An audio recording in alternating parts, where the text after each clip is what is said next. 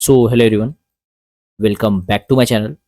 तो इस वीडियो में हम लोग ये डिस्कस करने वाले हैं कि क्या नॉन कॉमर्स बैकग्राउंड वाले जो लोग रहते हैं उनको क्या एमबीए इन फाइनेंस करना चाहिए।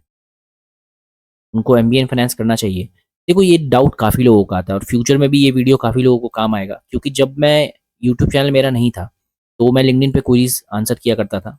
ठीक है। और उस टाइम ये वाला डाउट काफ़ी बार आता था और काफ़ी लोगों को मैंने फ़ोन पे समझाया। उस टाइम मैं नंबर दे दिया करता था और फ़ोन पे बात होती थी। तो मैंने काफ़ी लोगों को समझाया और मुझे समझ नहीं आता था कि लोग ऐसा क्यों पूछते हैं। तो मैंने पूछा कि क्यों पूछ रहे हो, तो बोल रहे थे कि मेरे दोस्त बोल रहे कि तुम एमबीए इन फाइनेंस नहीं कर पाओगे अगर तुमको कॉमर्स नहीं आता तो। मतलब इस तरीके के डाउट था और काफ़ी डरा देते हैं लोग, पता नहीं क्यों। तो मैंने उससे पूछा कि क्या तुम्हारे दोस्त एमबीए किए हुए हैं फाइनेंस में, तो बोले नहीं। तो मैंने बोला कि ठीक है, तो मेरी बात सुनो। तो इसीलिए ये वीडियो बनाना बहुत ज़रूरी था। इस बैच के काफ़ी लोगों को भी इशू आ रहा था, पूछ रहे थे कि क्या करना है क्या नहीं करना है, और फ्यूचर के लिए भी ये वीडियो बहुत इंपॉर्टेंट है। चलो वीडियो को स्टार्ट करते हैं। ठीक है। देखो, सबसे पहला डाउट यही है कि क्या मुझे एमबीए करना चाहिए। ठीक है ना, क्या मुझे एमबीए करना चाहिए। डेफिनेटली यार, आपको मन है तो कर सकते हो। ठीक है ना, इसमें ये चीज़ कहीं नहीं आता कि आपने कभी फाइनेंस कॉमर्स नहीं पढ़ा तो आप नहीं कर सकते हो एमबीए। नहीं, बिग नो, ऐसा कुछ नहीं होता। ठीक है ना। सबसे पहला डाउट है कि अगर आपको करना है तो यस, डेफिनेटली कर सकते हो। क्यों? क्योंकि देखो यार, एमबीए मैनेजमेंट की पढ़ाई होती है। एमबीए मैनेजमेंट की पढ़ाई होती है, आप एमकॉम नहीं पढ़ने वाले हो। ठीक है ना। अगर आपको कॉमर्स नहीं आता है तो ठीक है, ऑब्वियसली आप एमबीए पढ़ने आ रहे हो। यहाँ पे अकाउंट्स एक छोटा सा पार्ट होता है। ठीक है ना, अकाउंट्स एक छोटा सा पार्ट होता है। बात करेंगे फाइनेंस पे भी, बट मेजरली डाउट अकाउंट्स का रहता है। यहाँ पे एमबीए में अकाउंट्स आपका एक छोटा सा पार्ट रहता है और एमकॉम में बेसिकली अकाउंट्स ही पढ़ते हैं, क्योंकि बीकॉम के बाद एमकॉम किया जाता है। ठीक है ना।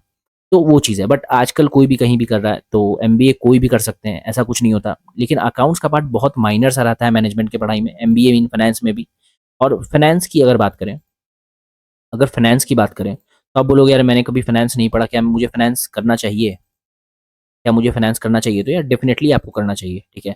और दूसरी चीज़, मैं देखो एक और चीज़ बताता हूँ, जो एमबीए इन फाइनेंस नहीं करते हैं, ठीक है ना, तो वो ऐसा नहीं कह सकते कि मुझे फाइनेंस की नीड नहीं है। नहीं यार, अगर मान लो कि तुम इंजीनियर हो, तुम कुछ भी हो, इंजीनियर हो, टीचर हो, ठीक है ना, कुछ भी प्रोफेशन में हो, अगर तुमको फाइनेंस का नॉलेज नहीं है, आज के डेट में यार फाइनेंस का नॉलेज ज़रूरी है। अगर तुमको फाइनेंस का नॉलेज नहीं है तो तुम 70,000 रुपये कमाओ या 1 लाख रुपये कमाओ, कुछ भी कमाओ, अगर तुम उसको एफडी में डाल रहे हो, ठीक है ना, सिंपल सा एफडी में डाल रहे हो, तो तुम 50,000 जो कमा रहा है उसको भी बीट नहीं कर पाओगे इजीली, अगर ये फाइनेंशियल मार्केट को अच्छे से जानता है तो। ठीक है ना, अच्छे से जानता है तो, अगर प्रॉपर इन्वेस्टमेंट करता है तो बेसिक पर्सनल फाइनेंस, बेसिक जो पर्सनल फाइनेंस होता है वो सबको जानना चाहिए। इसमें कोई इंजीनियर और कोई एमबीए वगैरह का कोई बात ही नहीं होता यार, कोई बात ही नहीं होता। ठीक है ना, तो ये बेसिक सी चीज़ थी। सबसे पहला डाउट यही था, तो आपको डेफिनेटली करना चाहिए अगर आपको मन है तो। ठीक है ना, इसमें अकाउंट्स वगैरह का कोई रोल नहीं रहता। ठीक है। काफ़ी लोग, एक इंजीनियर था और लिंक्डइन पे, इंस्टाग्राम पे उससे बात हो रही थी, तो वो बोल रहा था कि क्या बेसिक से पढ़ाते हैं, क्या पढ़ाते हैं, क्या नहीं पढ़ाते हैं, क्या मैं कर पाऊँगा कि नहीं कर पाऊँगा, मुझे इंटरेस्ट है फाइनेंस में। तो देखो यार, ऑब्वियसली बहुत ईज़िली मैं बोल रहा हूँ, बहुत आसानी से कर पाओगे। ठीक है ना, थोड़ा-सा इश्यू आता है स्टार्टिंग में। ठीक है ना, थोड़ा-सा इश्यू आता है स्टार्टिंग में, मैं बताऊँगा आगे वीडियो में, जैसे-जैसे बढ़ेंगे वैसे-वैसे डिस्कस करते हैं। तो पहला आंसर था कि हाँ, कर सकते हो, तो डेफ़िनिटली यस, आराम से कर सकते हो। ठीक है, इसमें कोई इश्यू है ही नहीं। ठीक है ना।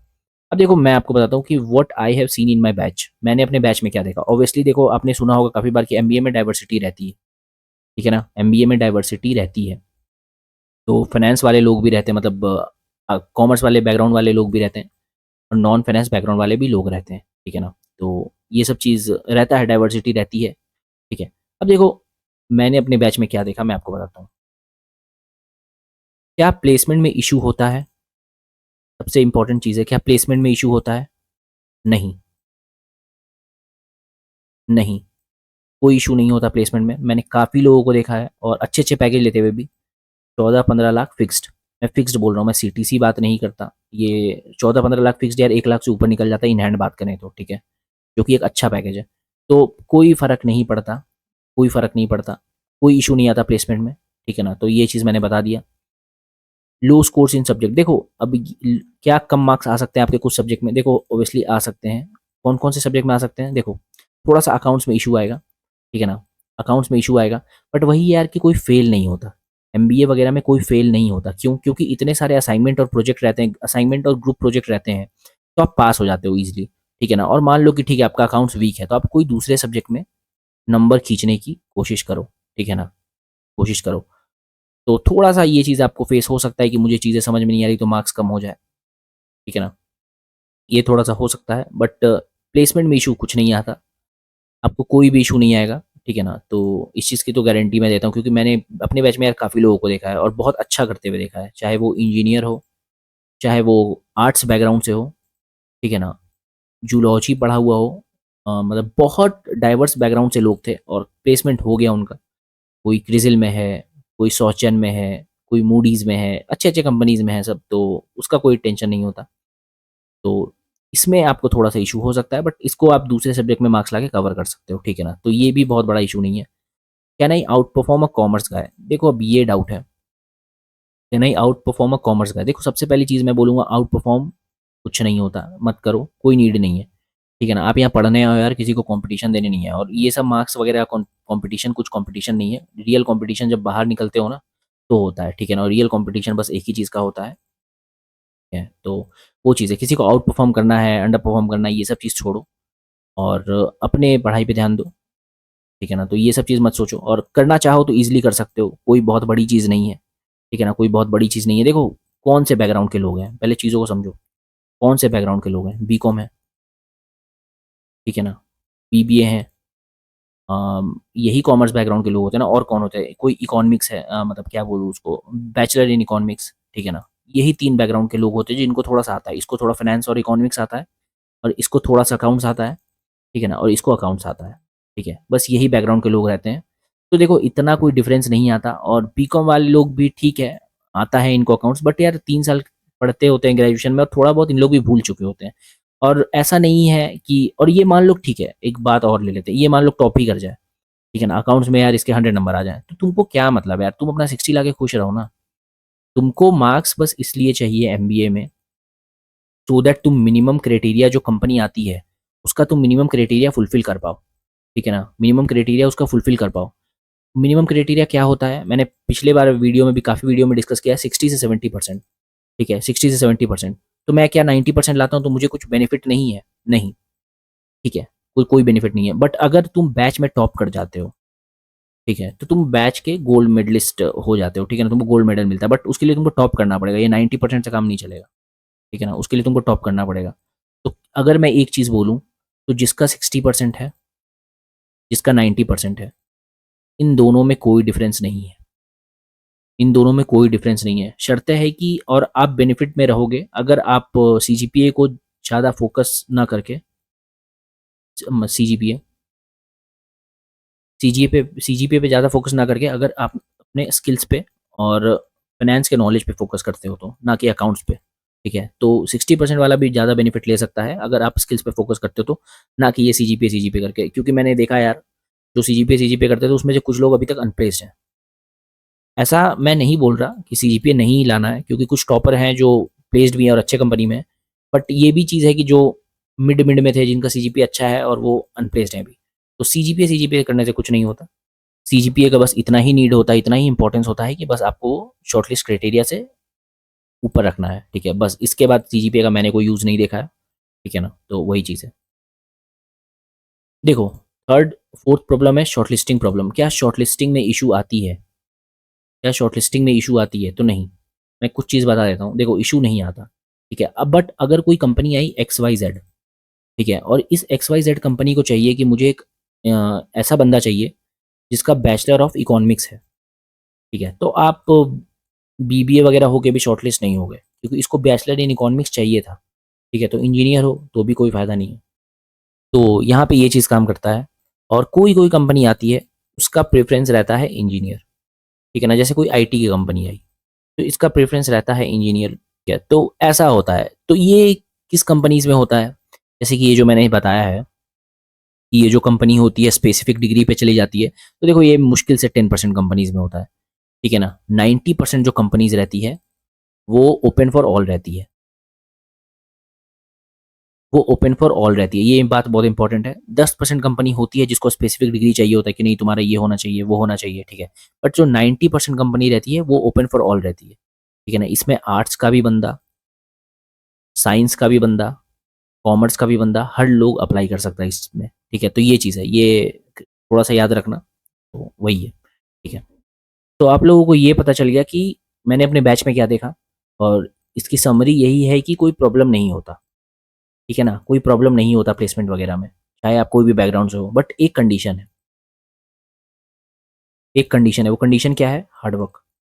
ये जो नॉन कॉमर्स बैकग्राउंड वाले लोग रहते हैं, मेरा रूममेट भी था और वो आर्ट्स बैकग्राउंड से था, यार आर्ट्स वगैरह बैकग्राउंड वाला बहुत डिफिकल्ट हो जाता है, ठीक है, तो बट ये हार्डवर्क भी बहुत करते हैं, नॉन कॉमर्स बैकग्राउंड वाले लोग हार्डवर्क करते हैं, और ऑब्वियसली करना पड़ेगा।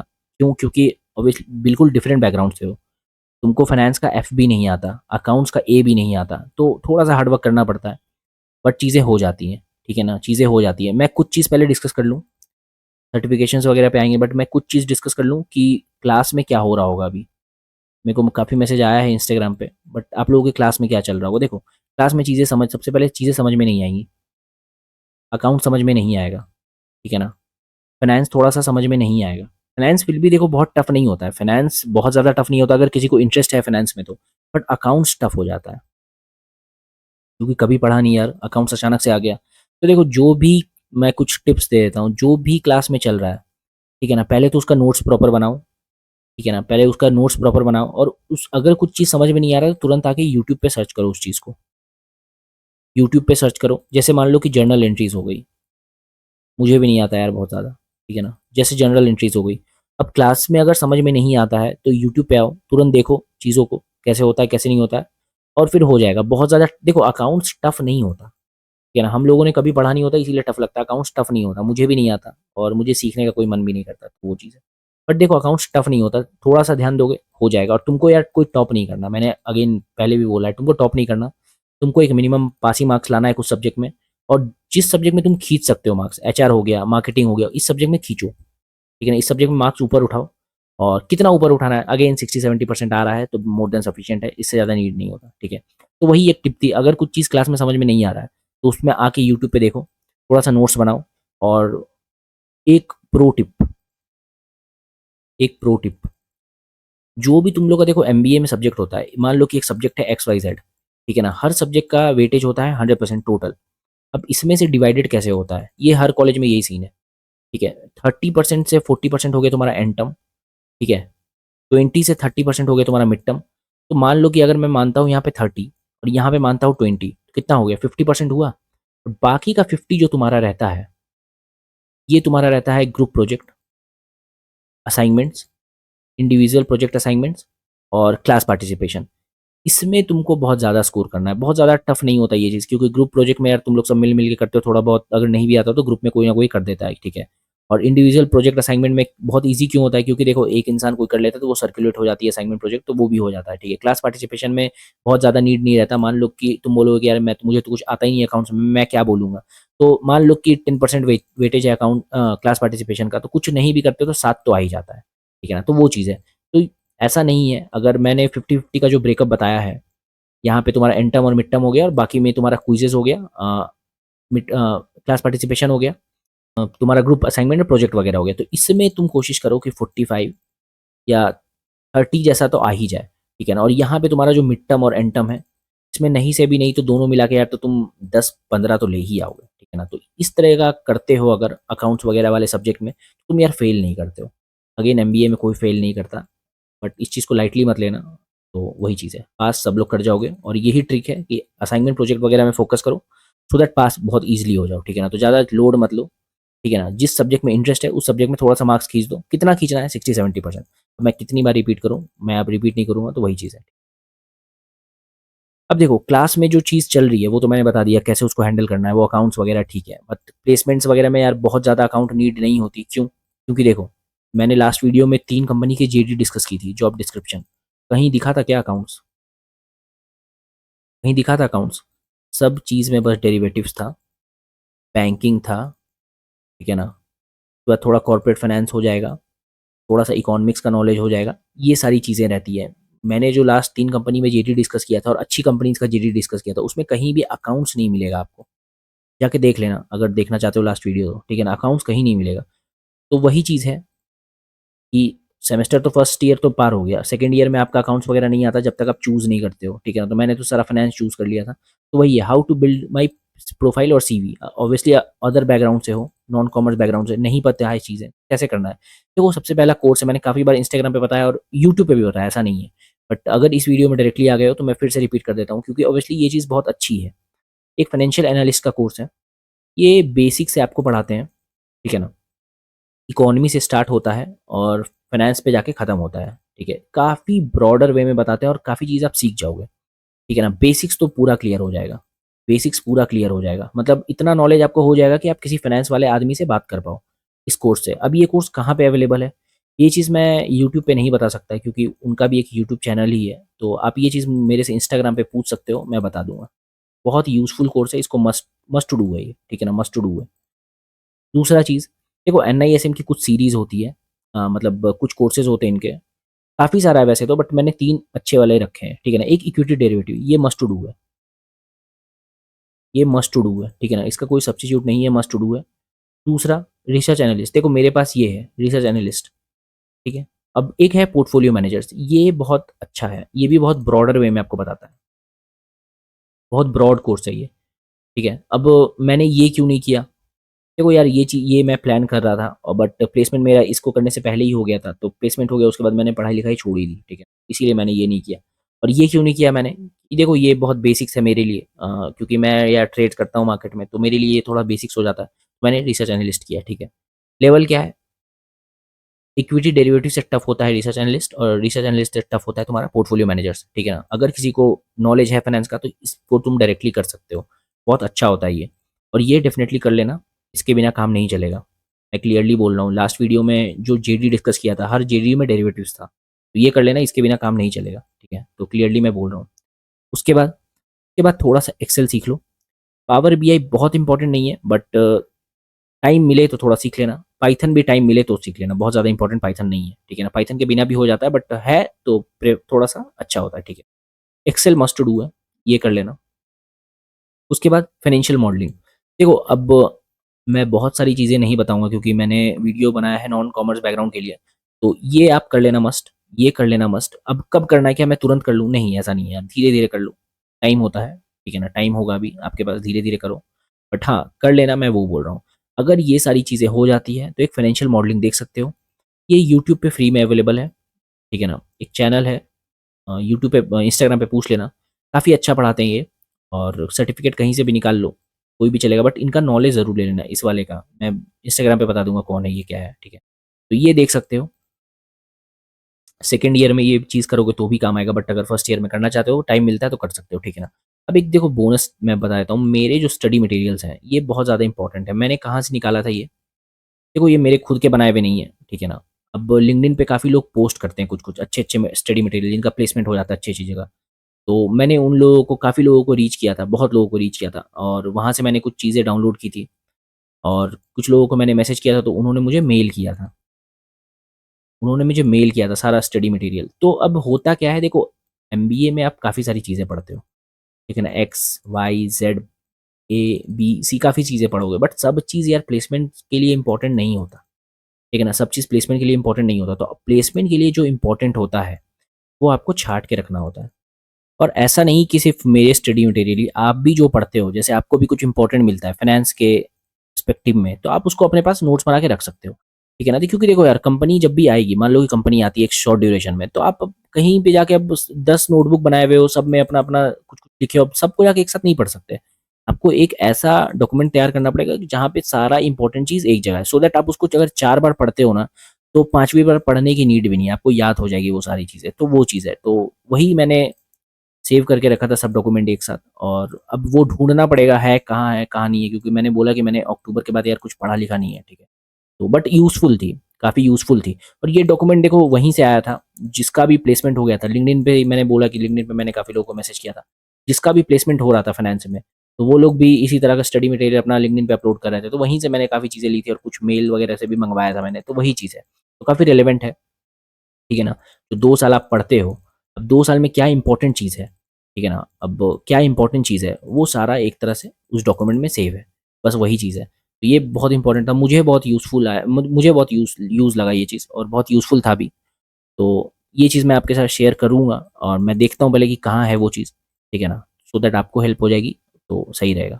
ठीक है। अब देखो सम कॉमन डाउट्स, क्लास में चीज़ें समझ नहीं आ रही, क्या करूँ? ये चीज़ मैंने ऑब्वियसली बता दिया कि आप थोड़ा सा क्लास में जब भी वापस आते हो तो थोड़ा सा यूट्यूब पे उस टॉपिक को देख लो, चीज़ें क्लियर हो जाएगी, बहुत ज़्यादा टफ नहीं होता। और पास फेल का मैंने बता दिया है, आपको मिनिमम मार्क्स लाना है कुछ सब्जेक्ट में तो वो चीज़ करके हटो, ठीक है, वो चीज़ करके हटो। दूसरा चीज़, लो मार्क्स, फेल हो जाऊंगा क्या, ये भी मैंने बता दिया। काफ़ी लोगों का डाउट था यार कि मेरा मार्क्स नहीं आ रहा अकाउंट्स में, इकोनॉमिक्स में मार्क्स नहीं आ रहा, तो मैंने बता दिया कि एमबीए में यार पास और फेल, फेल पास एमबीए में कोई नहीं होता। बस क्या चीज़ फोकस करना है, थोड़ा सा assignment, group project, class participation, ये सब में फोकस करो। और बाकी का जो एंड टर्म होता है और मिड टर्म होता है, इसमें तुम थोड़ा सा कम भी लाते हो तो चीज़ें चल जाती है, फेल नहीं होते तुम, ठीक है ना, फेल नहीं होते। उसके बाद don't don't run behind collecting certificates and high CGPA, CFA है मेरे पास, आई विल प्लेस। देखो एक डाउट है इंपॉर्टेंट, मैं बता देता हूँ उस चीज़ को, क्या है ये। देखो होता क्या है ना कि तुम अगर सीएफए लेवल 1 हो, तुम लोगों को अपने बैच में दिखेगा काफ़ी लोग, अगर तुम सीएफए लेवल 1 हो तो होता कैसा है कि तुम लोगों को लगेगा कि नहीं यार सीएफए लेवल 1 है, मैं तो सीएफए नहीं हूँ, मेरा प्लेसमेंट नहीं होगा, इसका पहले हो जाएगा। देखो मैं बताता हूँ अपने कॉलेज में मैंने क्या देखा। एक सीएफए लेवल 1 का कैंडिडेट था, ठीक है ना, इसका प्लेसमेंट बिल्कुल लास्ट में हुआ, पैकेज है इसका 7 फिक्स्ड, ठीक है। और जो इसके पास एमकॉम भी था, बीकॉम एमकॉम कुछ ऐसी डिग्री थी इसके पास, बीकॉम थी, एमकॉम थी, सीएफए लेवल 1 था, ठीक है ना। दूसरे साइड जिसका हाईएस्ट प्लेसमेंट लगा उसका शायद बीकॉम था, या और भी लोग थे, बीकॉम था और सिंपल सा था बीकॉम, और कुछ नहीं है उसके पास, ठीक है ना, डायरेक्ट एमबीए करने आ गया था और इसका पैकेज लगा लगभग 20-16 जो भी है, ठीक है। तो क्या अब एक कल ही मेरे पास एक इंस्टाग्राम पे डाउट आया कि मेरे बैच में भी आ रही है कंपनी, किसी को नहीं लेके जा रही है, क्यों किसी को लेके नहीं जा रही? तो देखो किसी को लेके इसलिए नहीं जा रही है जबकि कैंडिडेट सीएफए या सीए था, क्यों नहीं लेके जा रही है?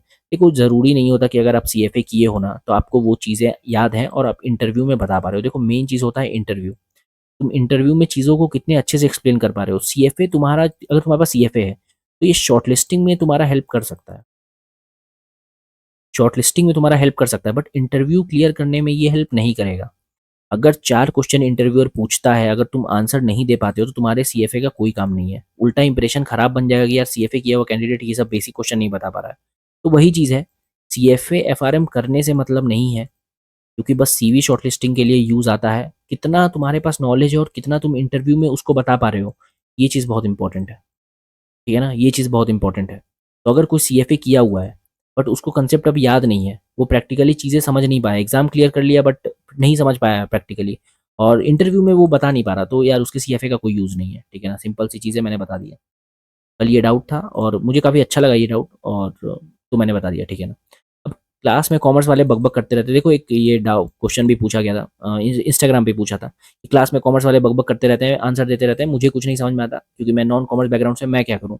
देखो यार क्या होता है ना कि जो खाली बर्तन रहता है वो ज़्यादा बचता है, ठीक है ना। तो तुमको ये सब पे ध्यान नहीं देना, नहीं वो तुमको नई चीज़ें समझ में आ रही, तुम अपना पढ़ो, ठीक है ना। और ऐसे भी देखो क्लास फैकल्टी के सामने हीरो बन के कोई फ़ायदा नहीं है, हीरो तुमको कंपनी जब आती है तब बनना होता है, ठीक है ना। और कंपनी आने में टाइम होती है, तब तक तुम भी हीरो बन चुके होगे, तो ये सब चीज़ पे ध्यान मत दो, ठीक है ना। मैंने बताया जो खाली रहता है, जिसको 4 चीज़ पता रहती है ना, जिसको 4 चीज़ पता रहती है वो उसी 4 चीज़ को बता के सबको खुश रहता है, ठीक है।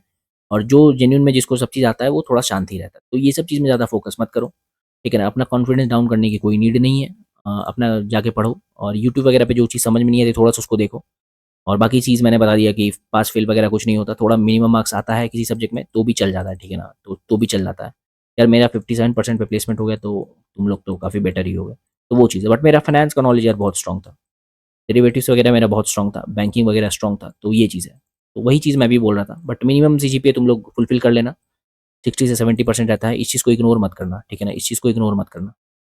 तो वीडियो खत्म हो गया, अगर किसी को डाउट हो तो मेल कर सकते हो, और मेल करने से बेहतर है यार, कल भी एक मेल आया था बहुत बड़ा, ऑब्वियसली वो इंस्टाग्राम यूज़ नहीं करते हैं तो ही मेल किए थे, बट तुम लोग डायरेक्ट इंस्टाग्राम पे पूछ सकते हो, ठीक है ना, अगर कुछ पूछना हो तो। और वीडियो अगर अच्छा लगा तो लाइक शेयर सब्सक्राइब करो, मैं बोलता नहीं बट ठीक है। और ये वीडियो यार काफ़ी बार मतलब काफ़ी फ्यूचर में भी सबको काम आने वाला है, क्योंकि ये टॉपिक ही कुछ ऐसा था, ठीक है ना। जितने लोग भी फ्यूचर में करेंगे एमबीए और जो मेरे पास चैनल पे आएंगे तो उनको ये वीडियो मैं देखने को बोलूँगा ही, ठीक है। तो चलो वीडियो क्लोज करते, थैंक यू।